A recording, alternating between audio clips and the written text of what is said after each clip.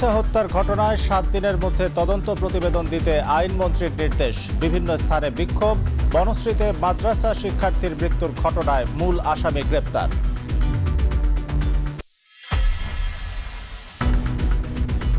রাজধানীর দুনিয়ায় স্কুল ছাত্রীর আত্মহত্যার ঘটনায় সহপাঠীদের বিক্ষোভ, শিক্ষকদের বিরুদ্ধে মানসিক নির্যাতনের অভিযোগ।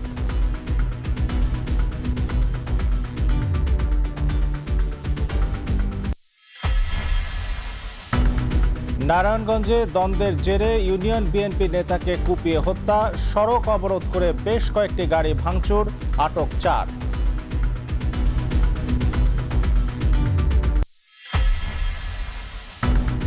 গ্রাহক পর্যায়ে 29% পর্যন্ত বিদ্যুতের দাম বাড়াতে বিইআরসির শুনানিতে প্রস্তাব 6 বিতরণকারী সংস্থার। 1 জুন থেকে কার্যকরের দাবি, অযৌক্তিক বলছে ক্যাব।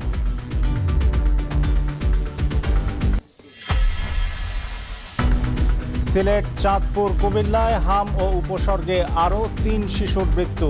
চাঁদপাড়ায় হাসপাতালে রোগী আইসোলেশনে রাখার নির্দেশ মানা যাচ্ছে না, ছড়িয়ে পড়ছে সংক্রমণ।